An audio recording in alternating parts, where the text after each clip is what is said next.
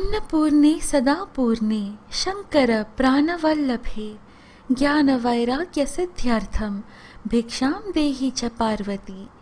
माता च पार्वती देवी पिता देवो महेश्वरः बान्धवा शिवभक्ताश्च स्वदेशो भुवनत्रयम्। राधे राधे जी। यह श्लोक श्री आदि शंकराचार्य जी द्वारा रचित श्री अन्नपूर्णा अष्टक से है। इसका अर्थ है, हे माँ अन्नपूर्णेश्वरी, भगवान शिव शंकर जी की प्रिया, कृपया मुझे ज्ञान, वैराग्य और भिक्षा दे। मेरी माता देवी पार्वती है और मेरे पिता भगवान शिव शंकर महेश्वर जी मेरे बंधु भगवान शिव जी के भक्त हैं और मेरा देश यह ब्रह्मांड है। राधे राधे भक्तों, पवित्र वचन यूट्यूब चैनल में आपका हार्दिक स्वागत है। मैं हूँ कात्यायनी। आज के इस वीडियो में हम माँ अन्नपूर्णा की कथा प्रस्तुत कर रहे हैं। जिस घर में यह कथा पढ़ी सुनी जाती है वहाँ अन्न धन की कभी भी कोई कमी नहीं होती।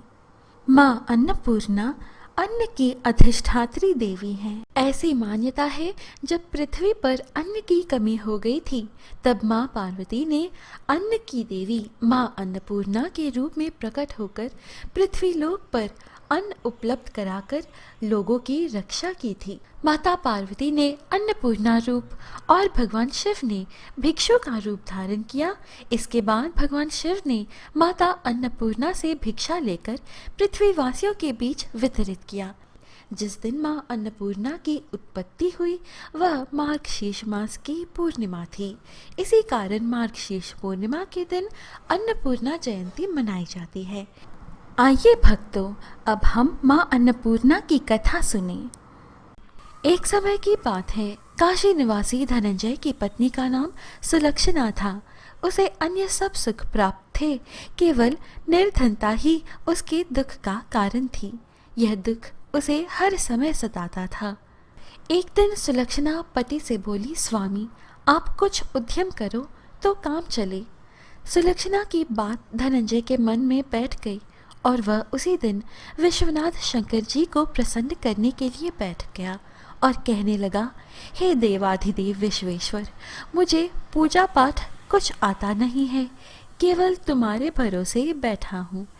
इतनी विनती करके वह 2-3 दिन भूखा प्यासा बैठा रहा।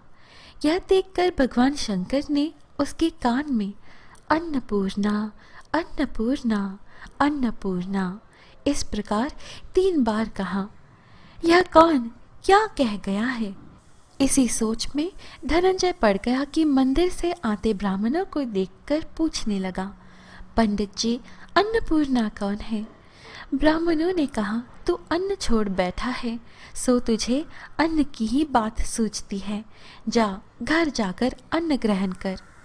धनंजय घर गया, स्त्री से सारी बात कही। वह बोली, नाथ चिंता मत करो, स्वयं शंकर जी ने यह मंत्र दिया है, वे स्वयं ही खुलासा करेंगे। आप फिर जाकर उनकी आराधना करो। धनंजय फिर जैसा का तैसा पूजा में बैठ गया।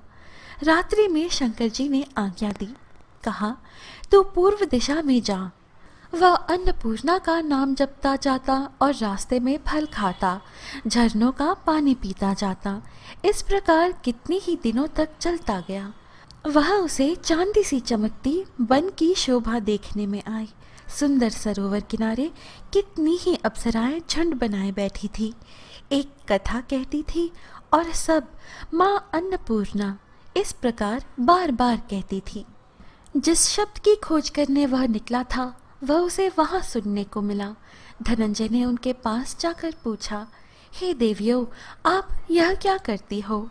उन सब ने कहा, हम सब माँ अन्नपूर्णा का व्रत करती हैं। इस व्रत को सब कोई कर सकता है। 21 दिन तक के लिए 21 गांठ का सूत लेना चाहिए। 21 दिन यदि ना बने तो एक दिन उपवास करें। यह भी ना बने तो केवल कथा सुनकर प्रसाद लें। इसके करने से अंधों को नेत्र मिले, लूलों को हाथ मिले, निर्धन के घर धन धान्य आए, बांझी को संतान मिले, मूर्ख को विद्या आए। जो जिस कामना से व्रत करे, माँ उसकी इच्छा पूरी करती है। वह कहने लगा, बहनियों, मेरे भी धन नहीं है, विद्या नहीं है, कुछ भी तो नहीं है। मैं तो दुखिया ब्राह्मण हूँ, मुझे इस व्रत का सूत दोगी? हाँ भाई, तेरा कल्याण हो, तुझे देंगी, ले इस व्रत का मंगलसूत्र ले। धनंजय ने व्रत किया, व्रत पूरा हुआ। तभी सरोवर में से 21 खंड की सुवर्ण सीढ़ी हीरा मोती जड़ी हुई प्रकट हुई। धनंजय अन्नपूर्णा अन्नपूर्णा कहता जाता था। इस प्रकार कितनी ही सीढ़ियां उतर गया तो क्या देखता है, करोड़ों सूर्य से प्रकाशमान अन्नपूर्णा का मंदिर है। उसके सामने सुवर्ण सिंहासन पर माता अन्नपूर्णा विराजमान है। सामने भिक्षा हेतु शंकर भगवान खड़े हुए हैं। धनंजय दौड़कर जगदम्बा के चरणों में गिर गया। देवी उसके मन का क्लेश जान गई। धनंजय कहने लगा, माता, आप तो अंतर्यामिनी हो, आपको अपनी दशा क्या बताऊं? माता बोली, मेरा व्रत किया है, जा, संसार तेरा सत्कार करेगा। माता ने धनंजय की जिह्वा पर बीज मंत्र लिख दिया। अब तो उसके रोम रोम में विद्या प्रकट हो गई। इतने में क्या देखता है कि वह काशी विश्वनाथ के मंदिर में खड़ा है। माँ का वरदान ले धनंजय घर आया। सुलक्षणा से सब बात कही। माताजी की कृपा से उसके घर में संपत्ति उमड़ने लगी। छोटा सा घर बहुत बड़ा गिना जाने लगा। जैसे शहद के छत्ते में मक्खियाँ जमा होती हैं, उसी प्रकार अनेक सगे संबंधी आकर उसकी बड़ाई करने लगे। कहने लगे, इतना धन और इतना बड़ा घर, सुंदर संतान नहीं तो इस कमाई का कौन भोग करेगा? सुलक्षणा से संतान नहीं है, इसलिए तुम दूसरा विवाह करो। अनिच्छा होते हुए भी धनंजय को दूसरा विवाह करना पड़ा और सती सुलक्षणा को सौत का दुख उठाना पड़ा। इस प्रकार दिन बीतते गए। फिर अगहन मास आया। नए बंधन से बंधे पति से सुलक्षणा ने कहलाया कि हम व्रत के प्रभाव से सुखी हुए हैं, इस कारण यह व्रत छोड़ना नहीं चाहिए। यह माताजी का प्रताप है जो हम इतने संपन्न और सुखी हैं। सुलक्षणा की बात सुन धनंजय उसके यहाँ आया और व्रत में बैठ गया। नई बहू को इस व्रत की खबर नहीं थी। वह धनंजय के आने की राह देख रही थी। नई बहू को खबर पड़ी, उसके मन में ईर्ष्या की ज्वाला दहक रही थी। सुलक्षणा के घर आ पहुंची और उसने वहां भगदड़ मचा दी। वह धनंजय को अपने साथ ले गई। नए घर में धनंजय को थोड़ी देर के लिए निद्रा ने आ दबाया। वह धनंजय को अपने साथ ले गई।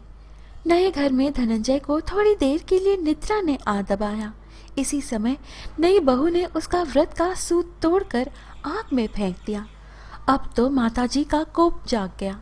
घर में अकस्मात आग लग गई। सब कुछ जलकर खाक हो गया। सुलक्षणा जान गई और पति को फिर अपने घर ले आए। नई बहू रूठकर पिता के घर जा बैठी। पति को परमेश्वर मानने वाली सुलक्षणा बोली, नाथ, घबराना नहीं, माताजी की कृपा अलौकिक है।